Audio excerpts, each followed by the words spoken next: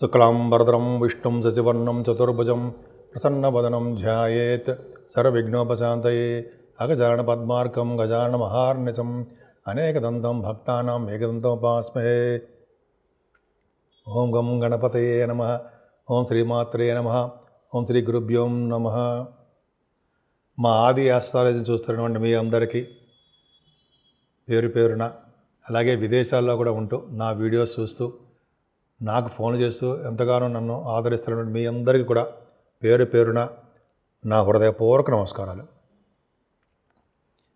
ఇప్పుడు మనం జనవరి 12వ తారీఖు నుంచి జనవరి 18వ తారీఖు 2025 వరకు 2025 సంవత్సరం చెప్పుకోబోతున్నాం. దానికంటే ముందర ఏంటంటే, మీరు మీ జాతకాలు తెలుసుకోవాలనుకుంటే మీ date of birth, time of birth, place of birth, మీరు ఎక్కడ పుట్టారు ఏంటనే అన్ని వివరాలన్నీ కూడా మీకు ఒకవేళ మీ జాతకంలో సమస్యలు ఉంటే తెలుసుకోవాలనుకుంటే మా ఆది ఆస్ట్రాలజీ అని కింద స్క్రోల్ అవుతుంది అన్న నంబర్ని ఫోన్ చేయండి. ఒకవేళ నేను ఫోన్ ఎంగేజ్లో ఉంటే మీరు షూటింగ్లో ఉన్నా మీకు వాట్సాప్లో మీరు పెట్టండి. షూటింగ్లో ఉంటే నేను ఫోన్ లిఫ్ట్ చేయలేకపోవచ్చు.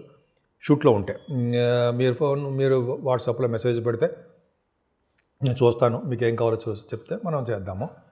సరే, అదే మేము ముహూర్తాలు కూడా పెడతామండి, పెళ్లి ముహూర్తాలని. మేము అంటే నేను అర్థం, ఆది ఆస్ట్రాలజీ తరపున నేను ఒక్కడే ఉన్నాను.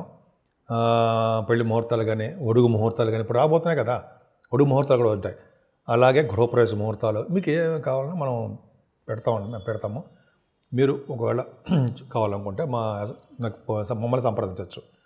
నేనే ఫోన్ లిఫ్ట్ చేసి మాట్లాడతా, అసిస్టెంట్లు ఎవరు మాట్లాడరు. ఎందుకంటే నేను మాట్లాడితేనే మీకు సంతోషంగా మాట్లాడాలి, వినాలి అనిపిస్తుంటుంది. సరే, అది పక్క పెడితే ఇప్పుడు మనం జనవరి 12వ తారీఖు నుంచి 18వ తారీఖు వరకు ఎలా ఉందో, మన 12 రాసుల వాళ్ళకి ఎలా ఉండబోతోంది, గ్రహాలు కూడా మారుతూ ఉంటాయి. గ్రహాల యొక్క ప్రభావం ఎలా ఉండబోతోంది, ముఖ్యంగా సూర్యభగవానుడు మారుతున్నాడు 14వ తారీఖుని.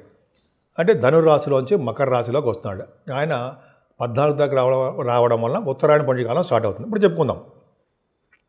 అది యాక్చువల్గా చివరిలో చెప్తారండి, మొత్తం రెమెడీస్ ఉత్తరాయణ పుణ్యకాలంలో ఏం చేయాలి అనేది మనం చివరిలో చెప్పుకుందాం.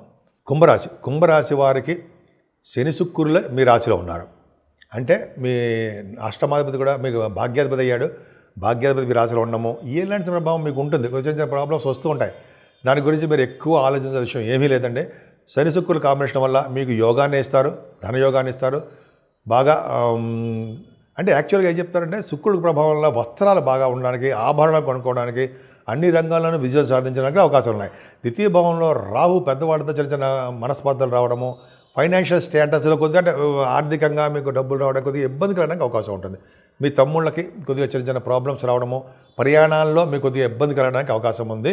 కానీ 4th భావంలో ఉన్నటువంటి గురుడు మేము సపోర్ట్గా ఉంటాడంటే, మిమ్మల్ని కలుస్తాడంటే మీకు గురుడు యొక్క ప్రభావం మీ మీద ఉంటుంది. అంటే మీ తల్లిగారి యొక్క ప్రేమ మీ మీద ఉంటుందండి.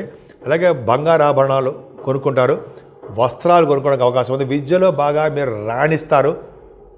సంగీతం పట్ల మీరు ఎక్కువగా మీరు అభిరుచి కలిగి ఉంటారు, సక్సెస్ అవుతుంటారు. ముఖ్యంగా వ్యవసాయదారుల విషయంలో వాళ్ళకి సకాలంలో డబ్బులు చేతికి అవుతాయి.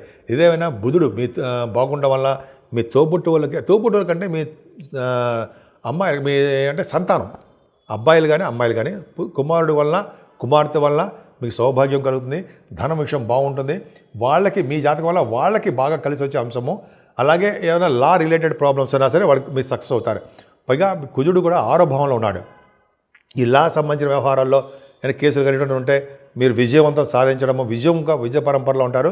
చంద్రుడు కూడా 6వ భావంలో ఉన్నాడు. కాబట్టి 6వ భావంలో చంద్రమంగళ యోగం కలుగుతుంది.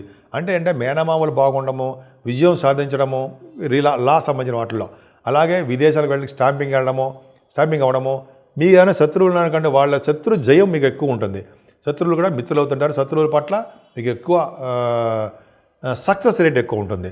అలాగే మీకు పొలిటికల్ రంగంలో మీరు విజయం సాధించడము, పదవులు రావడము. అలాగే కుజ ప్రభావం వల్ల 6వ భావంలో ఉండడం వల్ల మీకు గవర్నమెంట్ సంబంధించిన వ్యవహారాల్లో ఉద్యోగాలు రావడము.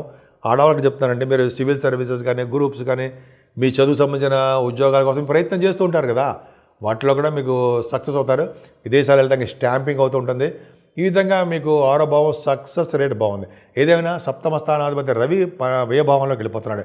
అంటే మీ భార్య గారికి కానీ మీ భర్త గారికి కానీ కొద్దిగా చిన్న చిన్న ప్రాబ్లమ్స్ రావడము, లేకపోతే మీ భార్యాభర్తలు అనురాగం కొద్దిగా లోపించడము, లేకపోతే భార్యాభర్త కొద్దిగా దూరంగా ఉండడానికి అవకాశాలు ఉండడము, మీ సప్తమ భావాన్ని రిలేటెడ్ కొద్దిగా చిన్న చిన్న ప్రాబ్లమ్స్ ఉంటాయి.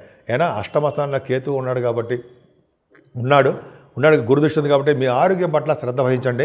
ఏదైనా తలవంతలంబగా వచ్చే ధనయోగము, ఎటువంటి చిన్న ప్రాబ్లమ్స్ అయినా వాటిలో సక్సెస్ అయిపోవడము, ఆరోగ్యవంతులుగా ఉండడానికి అవకాశాలు ఎక్కువ ఉన్నాయి. భాగ్యస్థానానికి కుజ దృష్టి ఉంది కాబట్టి భాగ్యాధిపతి బాగున్నాడు కాబట్టి మీకు మంచి భాగ్యం పెరుగుతుంది. విదేశాలు వెళ్తారు, మీ సినిమా రంగంలోనూ టెలివిజన్ రంగంలో ఉన్న వాళ్ళకి ప్రభావం మీకు ఎక్కువ ఉంటుంది. మంచి మంచి డ్రెస్సులు బంగారు ఆభరణాలు కుట్టించుకుంటారు. రియల్ ఎస్టేట్ రంగ వ్యాపార అభివృద్ధి బాగా జరుగుతూ ఉంటుంది. అలాగే మీరు భూములు కొనుక్కోవడానికి, ఇళ్ళు కొనుక్కోవడానికి అవకాశాలు ఎక్కువ ఉన్నాయి. కుజ ప్రభావం చాలా చాలా బాగుంది. అంతేకాకుండా మీ భాగ్యం అంటే ముఖ్యంగా అమ్మవారి యొక్క శక్తిపీఠాలు మీరు దర్శించుకుంటారు. సుబ్రహ్మణ్యేశ్వర స్వామి యొక్క దేవాలయాలు మీకు చూసే అదృష్టం కలుగుతుంది. మీ చేస్తున్నటువంటి ఉద్యోగ భద్రత ఉంటుందండి. కుజుడు బాగున్నాడు, స్ట్రాంగ్గా ఉన్నాడు. గురుదృష్టి కూడా ఉంది కాబట్టి ఉద్యోగాల్లో భద్రత ఉండడము, ఫైనాన్షియల్ స్టేటస్ పెరగడము, ఉన్నతంగా మీకు ఉద్యోగాల్లో ప్రమోషన్స్, ధనము, ఆదాయం ఉండడానికి అవకాశం ఉంది. ముఖ్యంగా బ్యాంకింగ్ రంగంలో ఉన్న వాళ్ళకి చాలా బాగుంటుంది. విద్యా సంస్థలో ఉన్న వాళ్ళకి, వేద పండితులకి, అడ్వకేట్స్ సంబంధించిన వాటిలో ఉన్న రంగంలో ఉన్న వాళ్ళకి అందరికీ కూడా గురు బలం చాలా బాగుండాలి. గురు ప్రభావం మీకు చాలా బాగుంది కాబట్టి సక్సెస్ రేట్ ఎక్కువ ఉంటుంది. బ్యాంకింగ్ రంగంలో ఉన్న వాళ్ళకి మంచి వృద్ధికరంగా ఉంటుందని చెప్పచ్చు. ముఖ్యంగా ఆడవాళ్ళకు కూడా అంటే దశమ స్థానము చాలా చాలా బాగుంది. లాభస్థానంలో రవితో కలిసిన బుధుడు, లాభంలో రవి బుధుడు, ఆరో భావంలోనేమో కుజుడు బాగా యోగంగానే బాగా ఉన్నారండి మీకు. అంటే మీరు చేస్తున్న వ్యాపారాభివృద్ధి బాగా దినదిన ప్రవర్ధమానం అవుతూనే ఉంటుంది. అంతేకాకుండా మీరు ఫైనాన్స్ అండ్ అకౌంట్స్లో ఉన్నా, లేకపోతే మీరు రవి బుధుడు కాంబినేషన్ కాబట్టి ఆస్ట్రాలజికల్ డిపార్ట్మెంట్లోనే ఆస్ట్రాలజర్స్గా మీరు ఉంటారు. వాళ్ళకి మీకు మంచి వృద్ధికరంగా మీకు చాలా బాగుందండి. మీకు ధనాదాయం బాగుంది. సైంటిస్టులకి మీ వ్యాపారం ఏ వ్యాపారం చేసినా వ్యాపారాభివృద్ధి ఉంటూనే ఉంటుంది. అంతేకాకుండా ఈ రవి కూడా మీకు 1000 భావంలోకి వెళ్ళిపోతున్నాడు. రవి 14వ తారీఖు చేశారంటే దానాలు, స్నానాలు, యాగాలు, కొంతమంది ఏమో దానాలు అంటాం కదా, అవి ఇవన్నీ బాగుంటాయండి. ముఖ్యంగా 12వ భావంలో రవి మంచివాడు కాదు కదా, సప్తమాధిపతి రవి మీకు 12వ భావంలోకి వెళ్ళిపోయాడు. వల్ల ఏమవుతుందంటే మీ భార్యాభర్తలు ప్రాబ్లమ్స్ రావడము, మీ వ్యాపారాల్లో అభివృద్ధికరంగా లేకపోవడము, ఇవన్నీ ఉంటాయి కదా. లేకపోతే వ్యాపార భాగస్వాముల ప్రాబ్లమ్స్ ఉండడం జరుగుతుంది. కానీ గురుదృష్టి రవికి ఉంది. దాని వలన ఆ గురుదృష్టి వలన ఈ రవి కాపాడబడుతూ ఉంటాడు. కాబట్టి మీకు కాపాడబడ్డం అంటే సేఫ్ పొజిషన్లో ఉంటాడు అన్నమాట రవి. అంటే మీ భార్యాభర్తల అనురాగము, మంచి మంచి సంబంధాలు కుదరడము, చిన్న చిన్న ప్రాబ్లమ్స్ ఉన్నప్పటికీ కూడా మీకు మంచి యోగవంతంగానే ఉండడానికి ఆ సూర్య భగవాన్ కాపాడుతుంటాడు. అందుకని మీరు 14వ తారీఖు వచ్చేటువంటి పుణ్య కార్యక్రమాలు చేయడం వల్ల, సూర్య భగవాన్ నమస్కార ప్రియుడు కాబట్టి ఆదిత్య వ్రతం చదవడం వల్ల, నమస్కారాలు చేయడం వలన, అలాగా మీ సూర్య భగవాన్ ఎంతసేపు ఆరాధించడం వలన ఈ సంవత్సరం మొత్తం ఈ నెల మొత్తం కూడా ఆరాధించడము, ఆయన యొక్క పూజలు చేసుకోవడం వల్ల మీరు అన్ని రంగాల్లో ముందంజలో ఉంటారు. ముఖ్యంగా సూర్య భగవాన్ ఆరాధనే మీకు చెప్పుకోదగ్గ విషయం. అన్ని రాశుల వాళ్ళకి చెప్పే సలహా అంటే ఒక విధంగా రెమెడీ అని అనుకోవచ్చండి. అన్ని 12 రాశులకి, మేషరాశి నుంచి మీనరాశి వాళ్ళందరూ కూడా ఈ వారంలో 14వ తారీఖుని సూర్య భగవానుడు మకర సంక్రమణం చేస్తున్నాడు కాబట్టి ఆ రోజు ఉత్తరాయణ పుణ్యకాలము. ఆ రోజు చేసినటువంటి స్నానాలు, దానాలు, హోమాలు, లేకపోతే చాలామందికి దానాలు అంటే మీకు తెలుసు కదండి, అవన్నీ చేసుకోవడం వల్ల విపరీతమైన ఈ రాజయోగం కలగడానికి అవకాశాలు ఉన్నాయి. సో సూర్య భగవానుడికి నమస్కార ప్రియుడు కాబట్టి సూర్య భగవాన్ నమస్కారం చేయడము, అర్ఘ్యం సమర్పించడము, యోగాసనం చేయడము, ఇవన్నీ కూడా గాయత్రి మంత్ర జపము 108 సార్లు అలా చేయడం వలన 12 రాశుల వాళ్ళకి అద్భుతమైన కాలం అని చెప్పచ్చండి. అంతేకాకుండా ఈ నెల మొత్తం కూడా అమ్మవారి యొక్క అభిషేకాలు, అమ్మవారి యొక్క పూజలు, శక్తి పీఠాలు దర్శించుకున్నా, లేకపోతే వెంకటేశ్వర స్వామి ఆరాధన కానీ, శివాభిషేకాలు చేసుకున్నా, శనీశ్వరుడికి కొద్దిగా అండి తైలాభిషేకాలు చేసుకుంటూ ఆయన యొక్క మన ఆశీస్సులు పొందడం వల్ల మీ 12 రాశుల వల్ల ఉన్న వాళ్ళందరికీ కూడా సర్వ సుఖాలు కలుగుతాయి, సర్వ దోషాలు పరిహారం అవుతాయి. ముఖ్యంగా అమ్మవారి పూజలు చేసుకోండి, సూర్య భగవాన్ ఆరాధన, ఈ 2 చేసుకోవడం వల్ల అన్ని రంగాల్లోనూ మీరు ముందంజలోనే ఉంటారనడంలో ఏమాత్రం సందేహం లేదు. అన్ని విషయాలు మీకు కలిసి వచ్చే అంశాలుగా మీరు బాగా బాగుంటారు.